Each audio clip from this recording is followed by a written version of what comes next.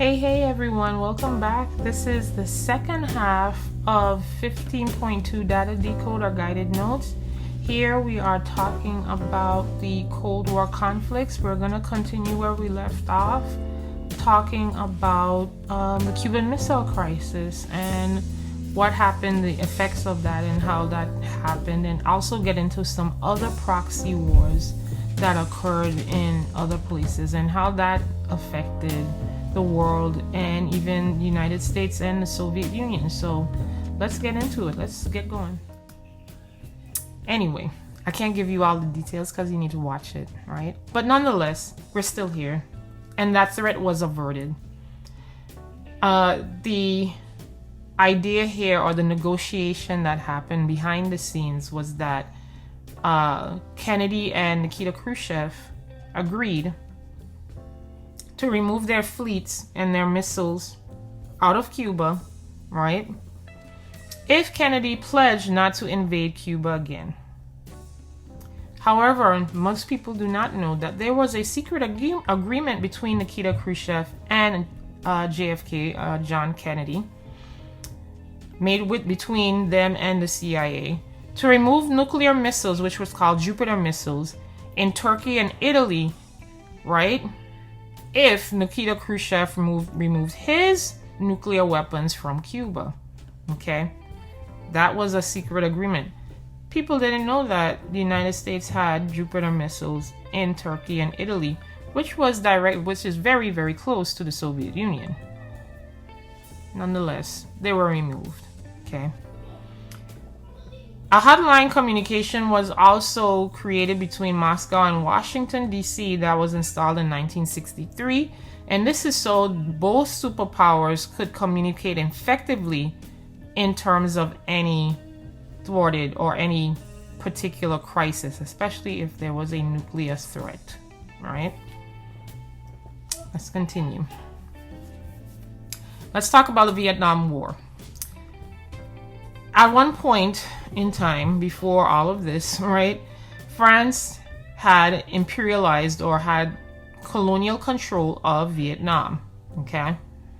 However, this is the time period where a lot of Southeastern Asian countries and South Asian countries and places in Africa and Latin America and the Caribbean, they started to fight for their independence. Some was peaceful, and others were not, like here in Vietnam, okay? In this case, the local Communist Party, which was led by Ho Chi Minh, and the Viet Minh, which was an alliance of communist leadership, they were able to seize power in Vietnam, okay? Ho Chi Minh was then elected president of this new republic in Hanoi, okay?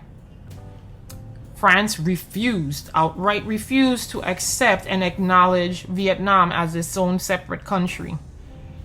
And they seized part of the southern part of South Vietnam, or, Vietnam, right?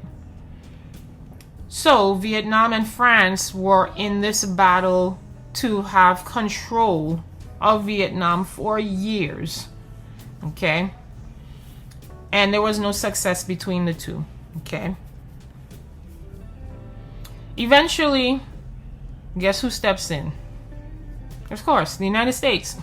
The United States is going to step in because here, again, NATO, right? But they want to try to contain communism. Remember, I mentioned that is going to be your key phrase for this entire unit, containing communism. That was the policy, or the foreign policy, for the United States. In the Soviet Union, they wanted to contain capitalism. So the CCs, right? Contain communism on one side for the United States, contain capitalism for the Soviet Union. So France agreed to sign the Geneva Peace Accords, right? And China wanted to avoid, because of the Korean War that happened, they wanted to avoid any type of conflict with the United States altogether, okay? Not only with the Korean War, but with other issues that was happening, all right? So they pressured Vietnam to agree to a partition of Vietnam, right? And in the north, they agreed to separate Vietnam into two parts. North Vietnam, which would be communist, and then South Vietnam, which was based in Saigon, would be non-communist. Okay? But that wasn't enough. That wasn't enough. Okay? The United States decided to really become a part of this because they really opposed the spread of communism overall, right? So they decided to aid South Vietnam under the nationalist leader, as you see here, Ngo Diem. And in North Vietnam, China and Soviet Union supported the Vietnamese communist guerrillas in order to seize control. And also China, as you see here, was able to give military aid to North Vietnam. Needless to say, this was a complete disaster for the United States. Complete, utter disaster. Okay? There was military drafts all over the United States trying to get young men into Vietnam to fight this war that the people of the United States really did not understand why they were there in the first place. Right? They had no... Remember, there wasn't too long ago they were out of World War II. They're like, why are we here? What's the point? Why this? Right? So there were a lot of anti-war peace protests that happened in the United States because of this Vietnam War. In 1965, President Johnson decided, as I mentioned, to send troops into Vietnam to keep the communist regime in North Vietnam from gaining control of South Vietnam. His theory, and U.S. policymakers, which means Congress, right? Their idea, or their theory in doing this was that, hey, if we send in troops to Vietnam, right, maybe we can stop a domino effect from happening in all other Southeast Asian countries, and South Asian countries wouldn't fall to communism, because they thought that if the Viet Cong in North Vietnam was going to succeed and gain control of Vietnam, then all of these other Southeast and South Asian countries were going to fall to communism. That was their idea, and this is why they sent troops into Vietnam. Did they tell the American public this? We don't know. Right? Because of the handling of the Vietnam War and the costliness of the Vietnam War and the deadliness of the Vietnam War, meaning a lot of lives were lost, President Johnson did not decide to run for re-election. He was very ridiculed for his handling of this war.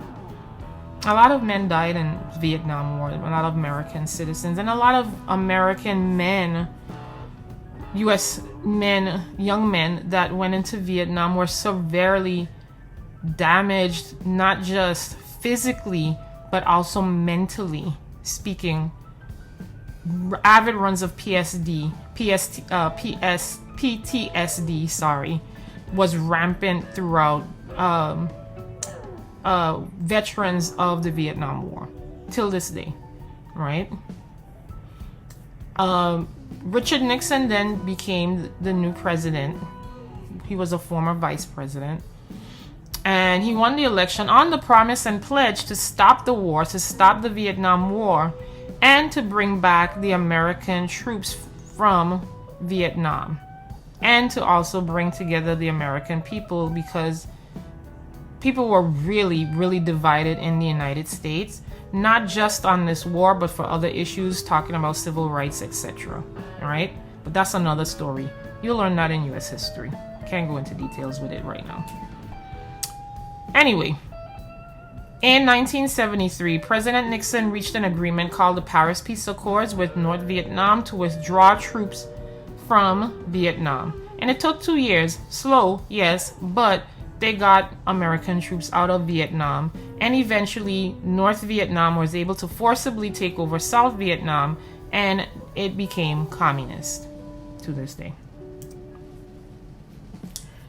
Despite the success of the North Vietnamese communists in Vietnam, the United States realized, one, that the domino theory was not accurate, okay? Because many countries in Southeast Asia and in South Asia managed to avoid communist governments. As a matter of fact, many of them became capitalist and democratic, right? And that put an end to this idea that communism was going to spread like wildfire throughout the world, okay? Also, because of President Nixon, which is a good thing, in a sense, American relations between China were getting better, all right? And they were able to talk and have better negotiations in China. Remember that China also became communist, all right? However, this is the second thing that the United States realized, that their power is limited. Okay, they realized this because of their failure from the Bay of Pigs invasion in Cuba, but also with this situation with the Vietnam War. They realized that they had to draw back on their power. They're not infallible and they're not invincible, right? So by the end of the Vietnam War, the relations between the United States and the Soviet Union had begun to change because both sides realized that they're not infallible and they're not invincible, right?